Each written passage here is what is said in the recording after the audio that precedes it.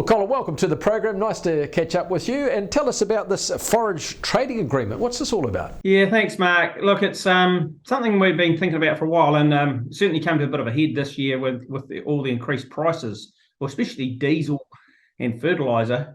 And the problem is, when you set up a contract, normally it's at planting time, and it's typically what we're talking about is maize silage. So it's sort of set at about this time of the year, and then harvest sort of happens probably about 6 months later. So like last year, with the whole Ukrainian thing going on, the price of fertiliser shot up, and so did the price of diesel. So I think from talking to the contractors, they got sort of actually, they barely broke even, I suppose. So they were sort of questioning, is there another way? And this is what we've been working on with the rural contractors. So they put in the contractor got offered a contract $100 for whatever, and suddenly that's fine. But then 2 months later, the price of everything goes through the roof, and it's costing $150 to make it. Yeah, that's it. That's the story. So that's basically just what happened. So and it's sort of trying to create a bit of a level playing field for all the players. I mean, I suppose it's trying to have a fairness built into it. So what we're looking at is we've engaged NZX to come up with a sort of a index based on a certain price, and then they're going to report on that. I think it's every month, and they'll just compare how the percentages move over a period of time, and with if there's a move, it can either go up or down too. So that's the other cool thing about this. And what about you? I mean, you're supplying the companies. What are the companies? Are they in agreement as well? Are they keen to be a part of this and sort it out? So this is mainly it's a farmer selling forage to another farmer basically, and the contractors are in the middle, and they sort of facilitate the contract and take all the work. So look, the other companies, we haven't had a discussion with them, but just with some of them, we've had a small discussion with some of them, and they're showing a bit of interest in it. So look, it's something we'll potentially build on.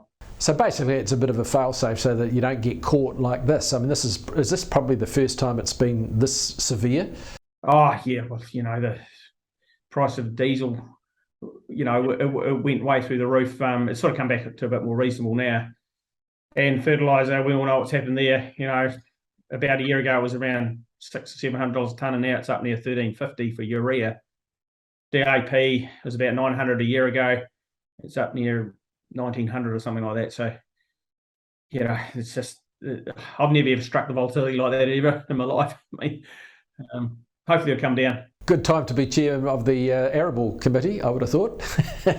Well, the flip is we're getting good prices for everything we sell too. So, I think I've talked about this before with you, Mark. I mean, we're sort of up 50% from a whole year ago. The price of grain. So I think we'll be better off though. But it's sort of been a long time coming because area's been slipping back. So, we sort of need good prices to give us good signals to grow more, I suppose. What about the state of the land at the moment? I understand Canterbury might even get some snow to low levels in the next day or so, which is kind of bizarre, isn't it? The first time in 50 years, I think. Yeah, that's what I'm hearing in the media too. So yeah, we don't want too much of that. We've had the last couple of days have been those really cold easterly winds come through. It's just cut. The cold's been cutting straight through us. So so we'll see what happens there. Look, some of the early crops are just flowering too, like the canola crops, and we've got turnip seed, and that's just starting to flower. So we don't want any frosty weather for that. So fingers crossed. And what else is happening on farm? I mean, is that watching things grow or waiting for them to grow at this point? Yeah, things are kicking into gear. So obviously, with our sort of farm where it's seed crops are growing, so the grass seed, we've just started shutting them up for seed production, so we can graze them up until about now, and then we close them, and there's no more grazing, and then it shoots up to seed. That's the very first ones we've done there. And just putting fertiliser on and keeping all the spraying up to date. It's basically through July, August, with all the continual wet, we basically didn't do much. So we're still a bit behind with everything.